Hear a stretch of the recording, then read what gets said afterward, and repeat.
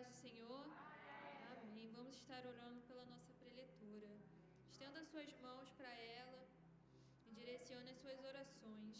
Senhor, nosso Deus, nosso Pai, Senhor, muito obrigado, Senhor, por este culto.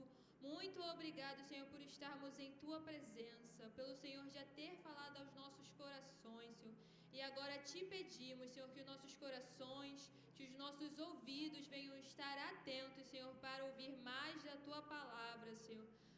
Senhor, usa a Tua filha como um instrumento, Senhor, que o Teu Espírito Santo venha usar a boca dela, Senhor, para ser profeta, Senhor, para falar da Tua palavra, Senhor, que nós venhamos receber mais de Ti, Senhor, através dela, Senhor.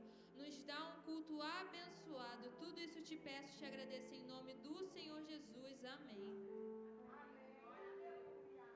Quero saudar os irmãos com a paz do Senhor. Amém, irmãos? Uma boa parte dos irmãos aqui já me conhece, né? Eu congrego aqui Cidade Alta, Assembleia de Deus de Cordovil, aqui dentro da comunidade de Vinéia. Meu pastor, o pastor William Freitas, né? Estou aqui, trago um abraço também dele, para o nosso pastor aqui, Antônio Carlos. Que Deus abençoe. Eu confesso, irmãos, que foi uma luta para me chegar aqui hoje. Eu passei mal o dia todo, mas quando eu entrei por essas portas, eu senti a presença de Deus tão forte, que eu não consegui me conter. Eu estou chorando desde a hora que eu entrei aqui. E isso é para a gente ver que Deus, para se manifestar, Ele não precisa de barulho, Ele não precisa de muita movimentação. Deus se manifesta no simples, porque Deus é simples, né? E uma das manifestações do Espírito de Deus aqui que alegrou a minha alma, irmãos, foi ver Isabela, né, na presença do Senhor. Minha alma está alegre por isso. E quando eu entrei aqui, que eu vi a Tamires ali, eu fiquei assim, eu falei, Deus, muito obrigada. Porque, irmãos, são vidas que Deus transformou, assim como as nossas. E eu louvo ao Senhor, porque eu conheço a Tamires desde mais nova, nós adolescentes, já convivemos junto ali num projeto que nós fazíamos parte, né? E um dia a Tamires falou para mim que estava vindo aqui caminhar. Eu fiquei muito alegre. Eu falei, eu estou muito feliz. Minha filha está indo lá, eu estou acompanhando. Eu falei, isso aí, vai lá. A igreja da Porto Velho é uma igreja séria.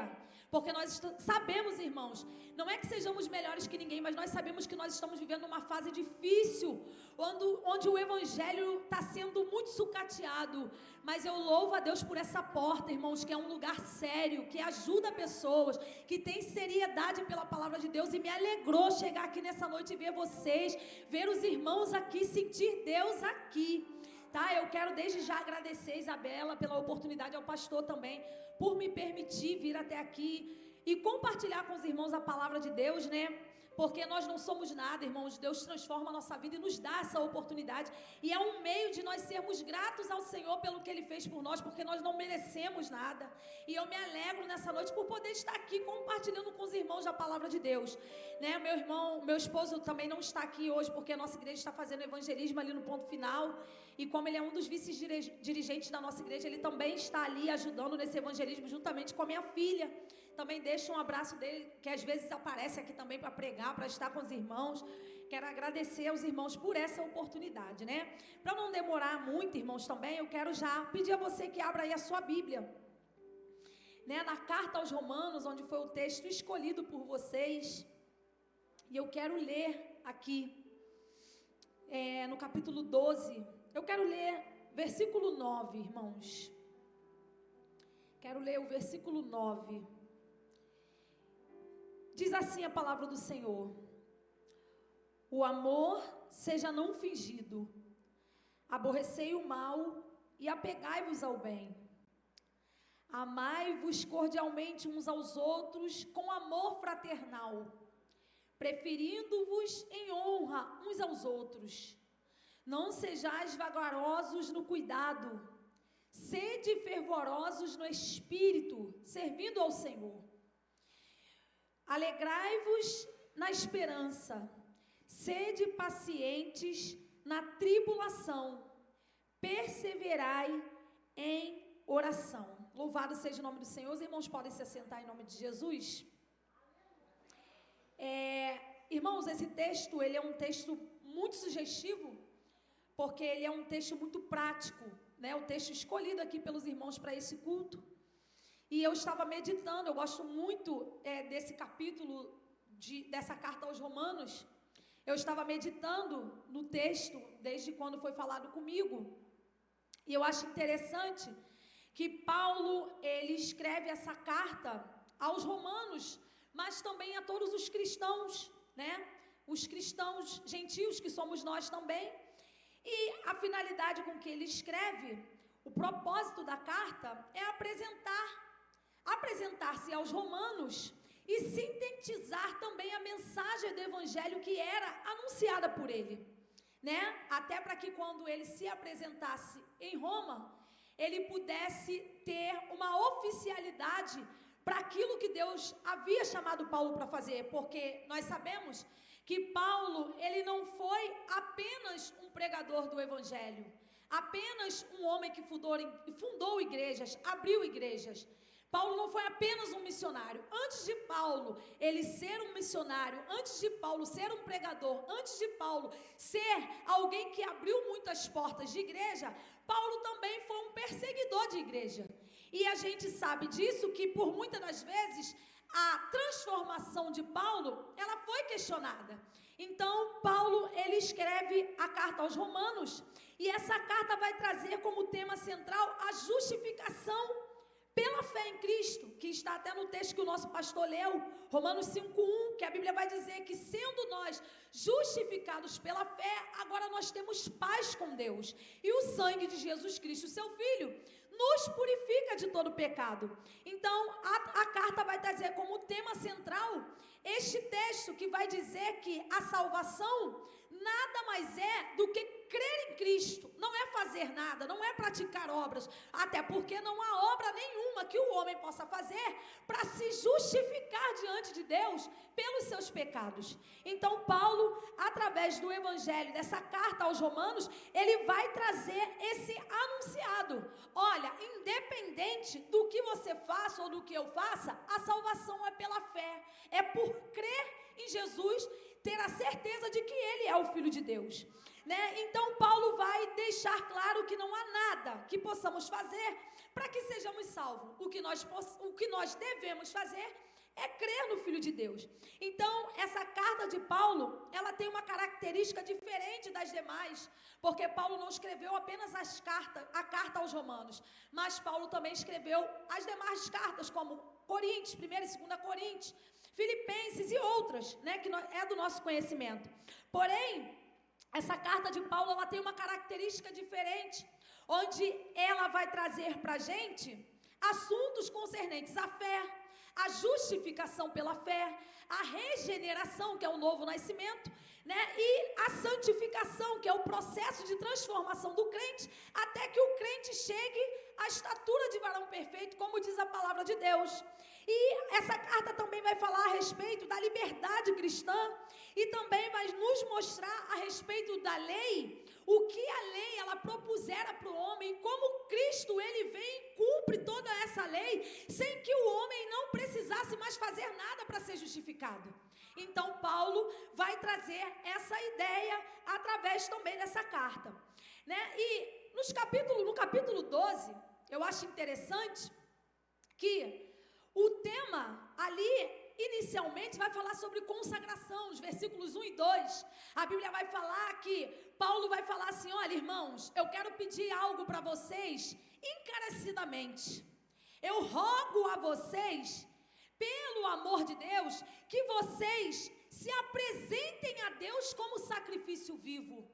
Em outras palavras, Paulo vai falar assim: olha, eu não estou dizendo a vocês que vocês têm que fazer sacrifício como era feito no Antigo Testamento. Mas o sacrifício agora é vivo, é você sendo transformado. É você tendo a nova mente que Cristo te deu. Aí Paulo vai falar assim, ó: apresente-se a Deus como um sacrifício vivo. Ofereça a Deus um culto consciente. Ou seja, em outras palavras, Paulo está falando, quando tu entrar por essas portas, e dê a Deus um culto inteligente, um culto a qual você saiba o que você está fazendo aqui quando tu entrou por essas portas. Por que eu digo isso, irmãos? Porque é muito ruim quando a gente sai da nossa casa, entra por essas portas sem saber o que veio fazer aqui? Ou talvez veio até aqui apenas para cumprir um protocolo. Eu fui no culto, o pastor me viu lá. Paulo estava dizendo em outras palavras, olha, não faça nada para cumprir protocolo, mas apresente-se a Deus como alguém que realmente morreu para o mundo para viver para Ele. Quando tu entrar por essas portas, tenha consciência do que tu veio fazer aqui. Era isso que Paulo estava falando. Então ele vai dizer, olha, e outra coisa, não se conforme com o sistema do mundo. Transforme a sua mente pela oportunidade que Cristo já te deu. Paulo vai falar, olha, você quer experimentar qual é a boa, perfeita e agradável vontade de Deus? Faz aquilo que apraz ao Senhor. Porque muitas das vezes, irmãos, nós estamos vivendo num tempo, eu converso muito com as pessoas, eu não sou conselheira, mas algumas pessoas me procuram para se aconselhar muitas das vezes, é uma coisa que eu faço automaticamente sem perceber. E eu encontro muitas pessoas, irmãos, insatisfeitas com Deus. E eu sou uma pessoa que, se é para me falar a verdade, eu falo a verdade. E às vezes eu vejo a pessoa se questionar, não, porque eu estou na presença de Deus, mas eu não estou satisfeito com isso, não estou satisfeito com aquilo. E eu olho para a pessoa e falo, irmão, tu estava lá no mundo estraçalhado pelo diabo. Cristo te transformou, Ele te lavou, Ele te limpou, Ele te colocou num lugar que você jamais teria condições de ser colocado. E você está questionando porque às vezes uma dificuldade bateu na sua porta, uma porta se fechou, talvez porque uma doença bateu lá na porta da tua casa.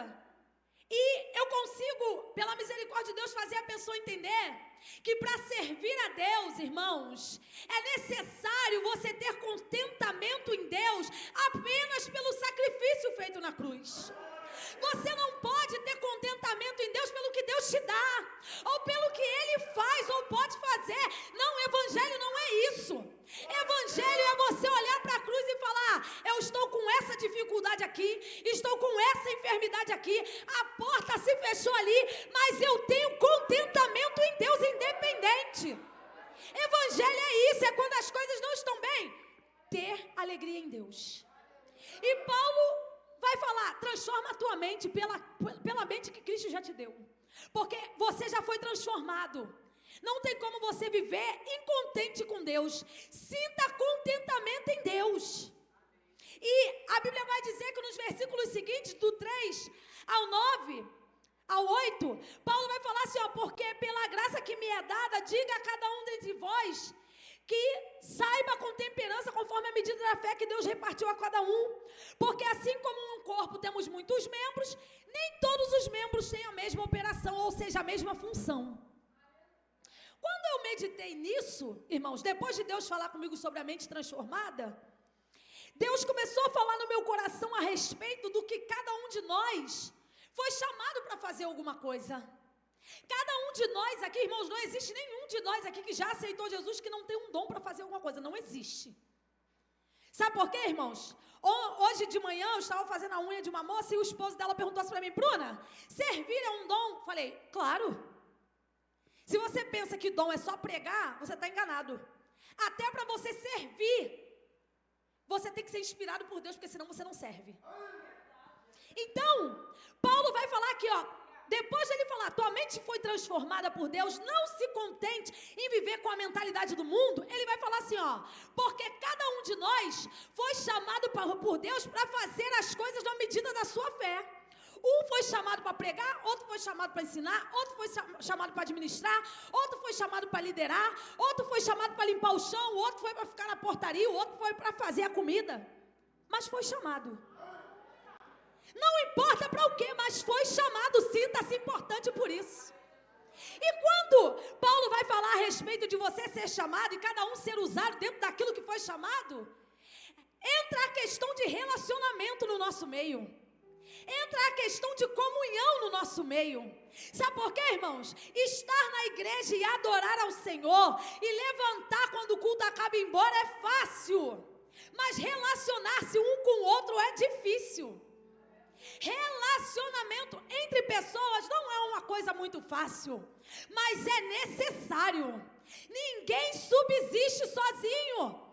E Paulo vai falar aqui a respeito dos dons da igreja como a unidade do corpo de Cristo e da necessidade desse corpo estar inteirado para que a obra de Deus seja edificada. E a Bíblia vai dizer que agora, Paulo vai falar no versículo 9, o amor seja não fingido, aborrecei ao mal e apegai-vos ao bem, amai-vos cordialmente uns aos outros com amor fraternal. Quando eu li isso, eu tenho o hábito de, quando eu pego uma palavra na Bíblia que eu não entendo, eu sublinho ela e vou procurar o significado para minha mente abrir. Sugiro até que alguns façam o mesmo, porque é bom, porque você consegue ter uma compreensão melhor do que o texto está querendo falar. E quando eu li isso, amor fraternal, eu falei, amor, o que é amor fraternal? É amor de irmão. Amor de irmão. E em seguida, depois de Paulo falar com amor fraternal, tem uma vírgula e ele fala assim, ó, preferindo-vos em honras uns aos outros. Isso fala de humildade, de você olhar para você e falar, eu tenho o meu irmão, por mais humilde que seja, superior a mim. E nós sabemos que no nosso meio nem todos conseguem ser assim, irmãos, porque muitas das vezes há uma disputa. Existem coisas que acontecem que não deveriam acontecer, porque alguns têm a mente transformada e outros não. Mas Paulo vai falar, olha, apegue-se ao amor fraternal. E quando a gente olha para isso, amor fraternal, amor de irmão, logo a gente entende, tu pode até ter um irmão lá na sua casa, o seu irmão biológico, que talvez seja um irmão que você não se dê tão bem. Mas quando alguma coisa acontece com ele, você pula dentro desse barco para lutar por ele, porque você sabe que ele é teu irmão. Logo, o que eu entendo com isso? O meu irmão está lá, não me dou com ele, mas se tiver um problema com ele, tem um problema comigo. A gente entende que quando a gente é parente, o problema que está na casa do meu irmão está na minha casa. Então, automaticamente, Paulo vai falar aqui, ó, não ame apenas por amar. Faça daquele que está próximo de você alguém que seja parte do teu sangue, da tua família. Paulo vai falar assim, ó, não sejais vagarosos no cuidado. Ser vagaroso no cuidado, sabe o que é, irmãos? Seja lento para você resolver alguma coisa, tenha paciência. Sabe por que eu estou falando disso, irmãos? Porque antes eu falei sobre mente transformada e falei sobre dons e no servir e estar em unidade na igreja. E automaticamente agora, Paulo vai dizer, olha, não finja amor, seja sincero, seja verdadeiro. Talvez tenha alguém aqui dentro que não te agradou. Talvez a palavra de alguém para você possa ter sido de correção ou de repreensão e te trouxe chateação. Mas a Bíblia é bem clara, assim como Deus corrige a quem Ele ama, talvez aquele que te repreendeu está te corrigindo também porque te ama. Isso é cuidado, irmãos, porque nem sempre alguém que fala para você aquilo que você quer ouvir te ama, não. Às vezes a pessoa batendo no meu e no teu ombro, massageando o nosso ego, mas que não quer ver o nosso bem. E muitas das vezes nós não queremos ouvir a verdade. E automaticamente, a Bíblia vai dizer, ó, seja vagaroso no cuidado e fervoroso no espírito. Irmãos, eu tinha um hábito, eu sempre fui muito nervosa. Quem me conhece aqui sabe, quem já conviveu comigo sabe, eu sempre fui muito nervosa. Eu tinha um hábito de falar, sabe o quê? Depois que me converti, eu sou crente. Com ímpio eu tenho paciência, mas com crente atribulado eu não tenho. Eu falei isso por muitas vezes.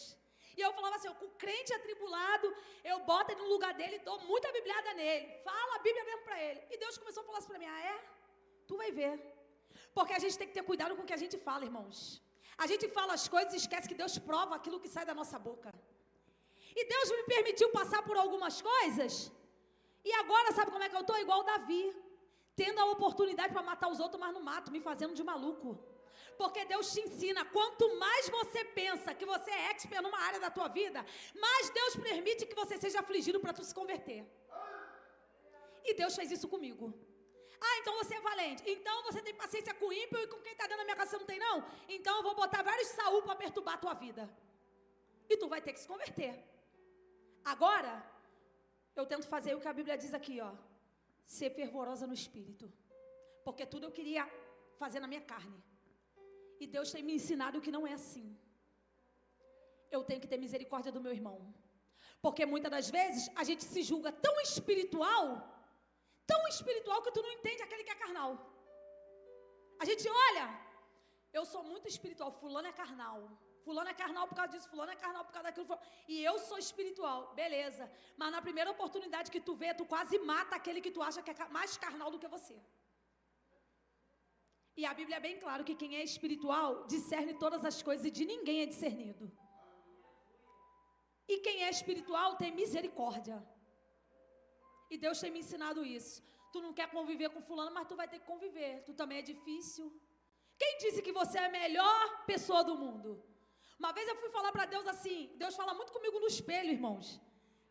Quando eu estou me penteando para ir para a igreja, conversando com Deus, Deus fala muitas coisas. E fala coisas brabas assim para me repreender. E eu penteando o cabelo assim no espelho e falando, Deus, eu não quero mais estar perto da fulana. Porque ela parece que tem um gadareno. Ela perturba a vida de todo mundo, perturba a minha vida. Eu não estou tendo paciência com ela. Deus falou assim para mim, você então é perfeita. Você está olhando para fulano e está achando que ela é assim? Você acha que todo mundo te ama? Tem gente que também te suporta e te tolera. Aprende a ter misericórdia dela, não se afasta dela. Sabe por quê? Ela precisa de alguém do lado dela para mostrar para ela como que ela é. Sabe por quê? Você também tem os seus defeitos. Sabe quem é essa pessoa hoje, irmãos? Minha melhor amiga. E eu falei assim, Deus, Senhor, me perdoa, eu não vou me afastar dela não, eu vou estar perto dela para ajudar ela. E por que eu estou falando sobre isso, irmãos? Porque o texto escolhido por vocês fala assim, alegrai-vos na esperança, sede paciente na tribulação e perseverai em oração. A gente não quer se alegrar quando os relacionamentos interpessoais não são bons. A gente não quer ter paciência, a gente não quer nem se relacionar. A gente quer que fique todo mundo, cada um no seu canto, cada um no seu quadrado, cada um no seu banco. Mas Paulo vai falar assim, ó, alegrai-vos na esperança, sede paciente na tribulação. E quando eu olho isso, eu imagino um vendaval, uma ventania. Porque tribulação não é coisa boa. Não é coisa boa. E eu, quando eu olho para isso, eu não sei qual é a dificuldade que a igreja, ou você especificamente, pode estar tendo de se alegrar. Eu não sei qual é o tipo de tribulação que você está passando que te dificulte para se alegrar. Mas tem uma reivindicação aqui para mim e para você. Se alegre, seja paciente e, acima de tudo, ore. Sabe por quê? Porque o que nos ajuda a vencer as nossas batalhas, que muitas das vezes não é contra o nosso irmão, é contra o diabo e a gente não entende isso. O que nos ajuda a vencer as nossas lutas diárias, o que nos ajuda a vencer as nossas batalhas na nossa carne, que são as piores, não são os cursos que fazemos, não são os sermões que nós pregamos, não são os hinos que nós cantamos, mas são as orações sinceras que nós fazemos, que só Deus vê. A palavra de Deus para nós nessa noite é: se você entrou por essas portas achando que não tem motivo para se alegrar, alegre-se. Se você acha que você não tem paciência para suportar, não se preocupe, o que não vai faltar para mim e para a tua vida é tribulação para fazer da gente paciente. Não se preocupe, ore. Orando em todo o tempo, com toda a oração e súplica no Espírito. Você está lavando a louça? Ore. Está andando na rua? Ore. Está fazendo qualquer coisa? Ore. Não se ora só apenas quando está de joelhos, porque tem ocasiões que você não vai estar de joelho, mas ore. Onde você entrar, ore, porque a oração de um justo pode muito em seus efeitos. O que tem tirado a minha e a tua ore. Ore. Porque falar, muitas das vezes não adianta. Falar, muitas das vezes não resolve. Falar, muitas das vezes não traz providência. Não traz mudança. Mas orar, sim. Orar muda o cativeiro das coisas. Orar traz transformação. Oração traz libertação. Oração traz mudança de comportamento. E muitas das vezes nós falamos: Senhor, eu não quero fazer nada, eu quero ficar aqui no meu canto, intocável, porque só assim eu vou sobreviver. Só que não é assim que funciona no reino de Deus, porque ninguém subsiste só. Às vezes você não quer se relacionar com ninguém. Eu quero ficar quietinho aqui, porque aqui quietinho eu não morro. Morre sim. Porque a Bíblia é bem clara: se eu tenho, vou nem usar o dedo da mão, porque o dedo da mão ainda é mais útil. Se eu tenho o dedinho mindinho do pé, que parece ser inútil, tá ali, irmãos, quietinho, dedo mindinho. A gente quase não fala nem nesse dedo. Parece que ele nem existe. Mas tira ele para tu ver se você anda normal. Você desequilibra para andar. Isso mostra que o mais simples e o mais parecido inútil do nosso meio, ele é importante. Sabe por quê, irmãos? Às vezes temos alguém aqui com o microfone e o holofote em cima. Mas às vezes, o que não deixa uma igreja cair, não é alguém que tem grandes oportunidades, mas são irmãs que estão aqui, muitas das vezes, orando. O que não deixa uma igreja fracassar é aqueles que perseveram na oração. São aqueles que guerreiam enquanto eu e você não podemos estar aqui, estamos trabalhando, e de repente tu se sente tentado lá na faculdade ou no trabalho, ou na escola, e você fala assim: Senhor, venci mais um dia, resisti, porque tinha alguém de joelho aqui orando pela mim e pela tua vida. A oração, ela muda tudo. E a Bíblia é bem claro: persevere. Nós queremos ver mudança nas coisas, mas nós não queremos orar.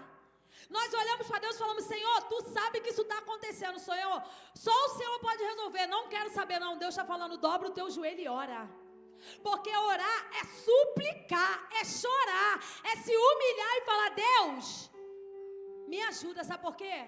Eu preciso ter a alegria do teu Espírito. E quando Paulo vai falar: alegrai-vos na esperança, que esperança é essa, irmãos? Esperança de quê? Esperança do problema ser resolvido? Não. Esperança da situação mudar? Não. Alegre-se na esperança da vinda do Filho de Deus. Sabe por quê, irmãos? Até que ele venha, ou até que ele volte para mim, para você em particular, nós passaremos ainda por muitas tribulações. E se tu não estiver cheio de Deus, cheio da alegria do Espírito, você vai sucumbir. Então, nessa noite, a minha e a tua oração é: Senhor, me ajude a ter alegria até a tua vinda. Me ajude a estar cheio do Senhor até que o Senhor venha. Porque, irmãos, eu posso ter tudo o que eu preciso, não estar com falta de nada, mas ainda assim está vazio. Eu não quero ter tudo o que eu preciso, não ter falta de nada, mas não ter a presença dEle, porque eu preciso da presença dEle. E até que Ele venha, a Bíblia é bem claro: não entristeça o Espírito no qual você foi selado para o dia da promessa. Que promessa é essa? Naquele dia, quando Cristo voltar, Ele precisa ver o Espírito na minha e na tua vida para que Ele venha nos levar. Se Ele não vê que o Espírito habita em mim e em você, nós não teremos esse selo da promessa. E a palavra de Deus para nós nessa noite é: alegre-se na esperança da vinda do Filho de Deus. Persevere mesmo em tribulação. Ore sem cessar. Irmãos, eu me converti apenas com 16 anos. Apenas com 16 anos. 16 anos que eu tinha. E com 16 anos eu ganhei a minha família toda para Jesus. Porque eu tinha uma vida constante de oração. Até hoje, eu posso abrir mão de qualquer coisa, irmãos, mas eu não abro mão de orar. Eu não abro mão de orar, sabe por quê? A oração para mim é um fôlego. Se eu não orar, parece que eu vou morrer. E eu preciso orar. E eu vejo o quanto eu ganhei muitas batalhas na minha vida através da oração, através da perseverança. Deus me ajudou, eu ganhei minha irmã Monique, que congregava aqui. Deus me ajudou, eu ganhei minha mãe. Eu ganhei milhares de amigos para Jesus. Muitos hoje são pregadores do Evangelho, homens e mulheres de Deus, alguns são até pastores. Eu lembro que uma vez, minha irmã chegava a falar assim: Bruna, às vezes eu pensava até que você estava ficando maluca. Porque você, com 16 anos, você passava horas dentro daquele quarto orando. E eu olhava para você e falava: meu Deus, eu acho que minha irmã não está bem da cabeça, acho que ela está meio doida. Mas, irmãos, eu orava tanto, que quando eu ia na rua, que eu abria minha boca para evangelizar, faltava poucos cachorros também aceitarem Jesus. Era uma coisa que eu não sabia te explicar. E uma vez um jovem tocou aqui no meu ombro e falou: posso falar com você? Eu: pode. Você lembra no dia que você evangelizou o fulano de tal? Aí eu falei assim: não lembro, porque tem muitas ocasiões e eu realmente não lembro. Ele: você estava na porta da minha casa e esse menino te questionou muitas coisas da Bíblia, e você com muita mansidão explicou para ele e perdeu tempo ali com ele. Esse menino morreu, né? Eu falei: morreu, é. Não aceitou Jesus? Eu falei: não, é uma pena. E ele: mas eu me converti através da palavra que você pregava para ele. Eu estava dentro da minha casa ouvindo tudo que ele questionava e tudo que você respondia.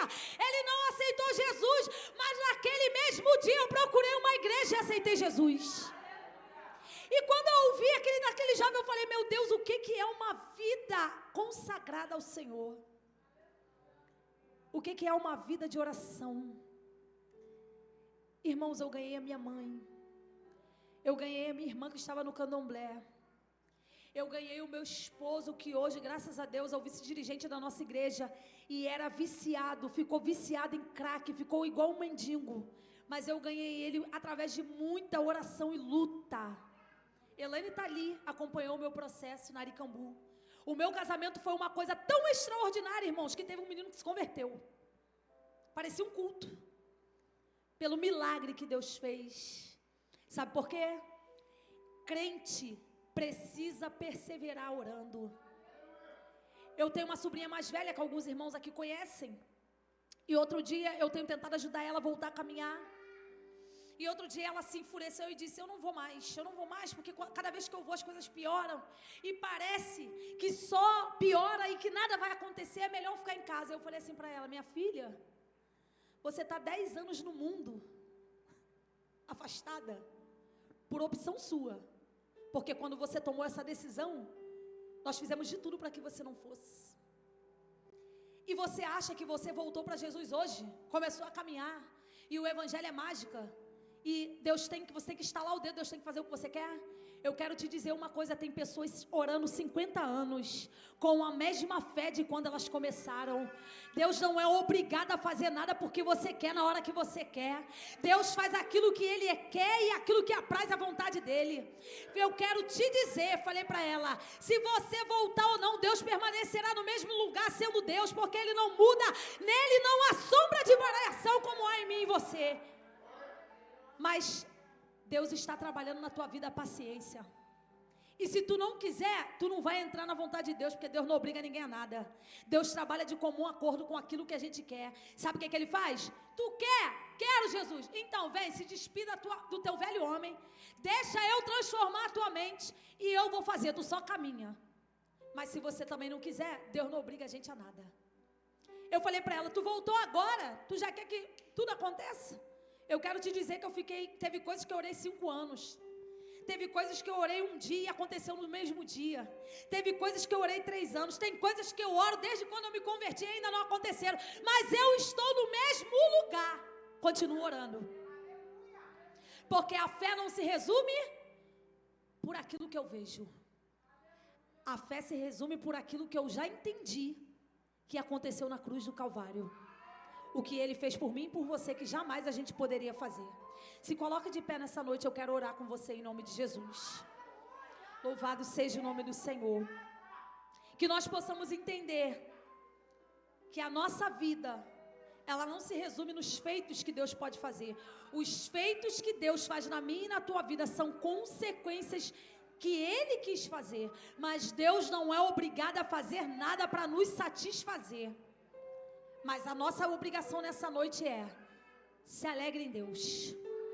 Se você tem um problema que tu deixou lá na tua casa, olhe para ele e fala: não quero saber, eu vou me alegrar em Deus, eu vou me contentar com Deus, porque eu entendi que eu não mereço nada. O que Ele faz pela sua graça, Ele faz pela sua misericórdia, Ele faz para que o nome dEle seja glorificado, porque se Deus for fazer alguma coisa na minha e na tua vida, para que eu e você sejamos exaltados, desculpa te dizer nessa noite, Ele não irá fazer, porque o único que merece toda honra, toda glória, todo o louvor e glorificação é o Senhor Jesus Cristo. Aleluia. Nessa noite eu gostaria de saber se tem algum irmão ou se tem algum aqui, alguém que está aqui nessa noite que gostaria de aceitar a Jesus como seu Salvador. Todos aqui são crentes, irmãos? Todos nós que aqui estamos são crentes? Amém. Então a palavra de Deus foi para nós nessa noite. Persevere. Quando o meu e o teu adversário lançar na sua cara, enquanto tu vai para a igreja, o problema X fica aqui, diga para o teu adversário assim, ó: não tem problema, porque o meu Deus é maior do que o problema que eu estou deixando em casa. Não tem problema, adversário, você querer me afrontar, porque enquanto eu estou aqui pregando a palavra, eu tenho uma dificuldade que ficou lá na minha casa. Não tem problema. Sabe por quê? O diabo tem que olhar para mim, para você e falar assim, ó: mesmo com isso aqui difícil lá na casa dela, ela ainda se alegra, ele ainda se alegra. Você tem que confundir o teu adversário se alegrando no Senhor. Não se preocupe em provar nada para ninguém não, apenas adore a Deus e fala: Senhor, eu quero me alegrar nessa noite. Senhor, eu quero me alegrar nessa noite. Senhor, eu quero louvar o teu nome, Senhor, pela tua bondade. Senhor, eu quero te agradecer, Senhor, porque tu sabes as batalhas que estão lá na minha casa, Senhor, as dificuldades que eu deixei no meu lar.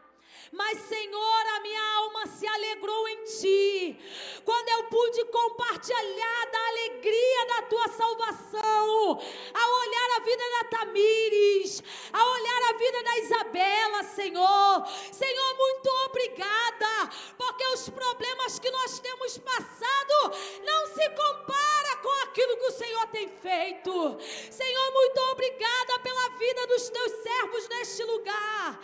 Senhor, muito obrigada, porque talvez algum de nós entrou aqui abatido, preocupada com a sua luta, mas Senhor, o Senhor fala para nós nessa noite: alegre-se na minha presença, alegre-se na minha presença, alegre-se na minha presença. Senhor, eu quero te agradecer, Senhor, nesta noite, porque nós não merecemos nada, Senhor. Não somos dignos de nada. Não temos, Senhor, nem o direito, talvez, de cruzar por essas portas. Mas o Senhor olhou para nós com um olhar de misericórdia e nos escolheu. Senhor, muito obrigada por tudo que o Senhor tem feito. Muito obrigada, Senhor, por tudo que o Senhor ainda vai fazer. Obrigada pela Tua bondade sobre nós, porque em nós não há mérito algum, Senhor, para receber da Tua parte tudo o que temos recebido desde o dia que Te encontramos, Senhor. Muito obrigada, Jesus. Deus, obrigada por tudo. Abençoe a vida dos Teus servos, em nome de Jesus. Eu quero agradecer aos irmãos pela confiança e pela oportunidade de estar aqui com os irmãos compartilhando da palavra do Senhor. Amém, irmãos?